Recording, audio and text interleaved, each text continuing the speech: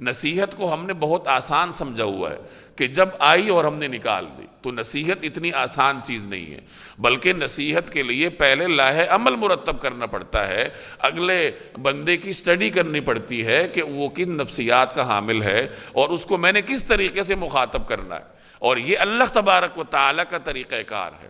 اللہ تعالیٰ قرآن کریم نے انسان کو مختلف طریقوں سے سمجھاتا ہے۔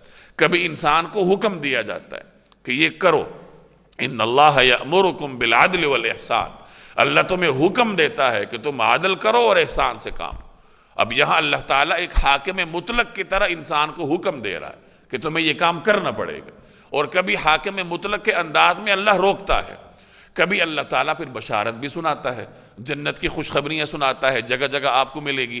کبھی اللہ تعالیٰ تمثیلات کو استعمال فرماتا ہے، مختلف قسم کی تمثیل انسان کے سامنے بیان کرتا ہے، مختلف قسم کے مناظر بیان کیے جاتے ہیں۔ جیسے لوگوں کو دعوت دینی تھی کہ بھائی اللہ کے راستے میں خرچ کرو، تو اللہ نے اس کو ایک تمثیل کے ساتھ بیان فرمایا کہ جیسے ایک کسان ہے، وہ ایک بیج کاشت کرتا ہے، اس بیج سے بالیاں نکلتی ہیں، اور ہر خوشے میں 7 بالیاں ہوتی ہیں، اور ہر بالی میں 100 دانے ہوتے ہیں۔ تو کسان نے ایک بیج کاشت کیا تھا، اور اس ایک بیج سے اسے 700 مزید دانے مل گئے۔ اسی طریقے سے تم اللہ کے راستے میں 1 روپے خرچ کرو گے تو 700 گنا کر کے اللہ تمہیں واپس کرے گا۔ اب یہاں اللہ نے تمثیل سے کام لیا ہے، تمثیل کو استعمال فرمایا۔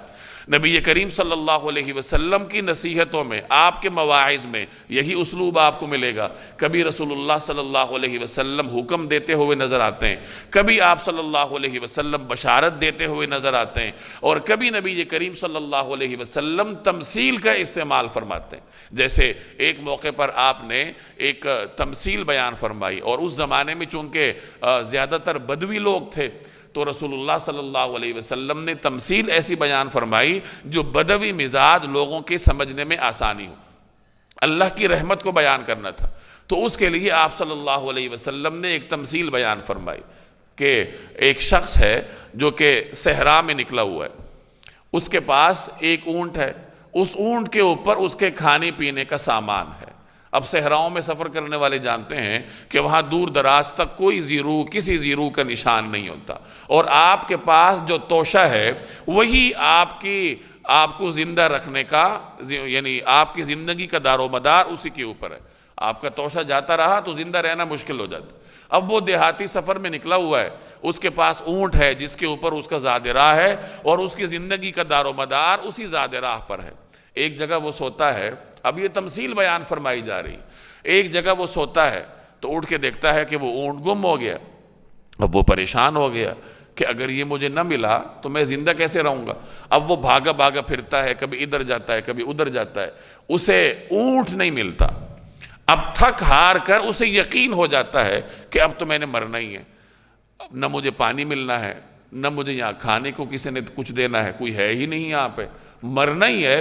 تو موت کے انتظار میں وہ لیٹ جاتا ہے کہ اب موت آنی ہے، ابھی آئے یا تھوڑی دیر کے بعد آئے۔ بھاگ بھاگ کر جان دینے کے بجائے لیٹ کے جان دے دیتا ہوں۔ اب وہ موت کے انتظار میں لیٹ گیا، تھوڑی دیر کے بعد اس کی آنکھ کھلی تو اس نے اچانک دیکھا کہ میرا اونٹ بما زاد راہ کے میرے سرہانے کھڑا ہے۔ تو اس کی خوشی کا کیا عالم ہوگا جسے یقینی موت سے چھٹکارا مل گیا ہو۔ تو خوشی کے وقت، یعنی اتنی خوشی اس کو ہوئی کہ اس کی زبان نے اس کا ساتھ دینا چھوڑا۔ بعض اوقات جب انسان کو انتہا درجے کی خوشی ہوتی ہے تو کہنا کچھ اور چاہتا ہے، زبان سے کچھ اور نکل جاتا ہے۔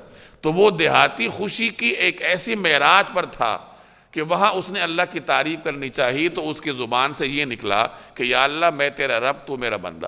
یہ کہنا چاہتا تھا کہ یا اللہ میں تیرا بندہ، تو میرا رب، تو اس کی زبان سے الٹا نکل گیا۔ یعنی اس حد تک خوش ہوا۔ یہ تمام تر تمثیل بیان فرمانے کے بعد نبی کریم صلی اللہ علیہ وسلم نے فرمایا کہ اس دیہاتی کو اپنا زاد راہ ملنے کی جتنی خوشی ہوئی ہے، ایک بھٹکے ہوئے گناہگار بندے کے واپس آنے کے بعد اللہ کو اس سے زیادہ خوشی ہوتی۔ اب توبہ کرنا اور ایک توبہ طائب بندے کی طرف اللہ کی کتنی توجہ ہوتی ہے، وہ اللہ کی رحمت کا کس قدر مستحق بنتا ہے، اس کو بیان کرنے کے لیے رسول اللہ صلی اللہ علیہ وسلم نے یہ پوری تمثیل بیان فرمائی۔ یہ نصیحت کا اسلوب ہوتا ہے۔ کہ جب آپ اپنی کسی ماتحت کو کچھ سمجھانا چاہتے ہیں تو ہمیشہ ماتھے پر بل ڈال کر اس کو نہ سمجھائیے۔ آج اولاد باغی ہوتی ہے، چھوٹے باغی ہوتے ہیں، ماتحت انسان کی بات نہیں مانتے۔ وجہ یہی ہے کہ بڑوں کے تیوریوں پہ ہمیشہ بل چڑھے ہوتے ہیں۔ ہر شخص ڈپریشن کا اور ٹینشن کا مریض ہے، اور اس ڈپریشن اور ٹینشن اور تمام تر پریشانیوں کا جو نشانہ ہے وہ اس کے چھوٹے بنتے ہیں۔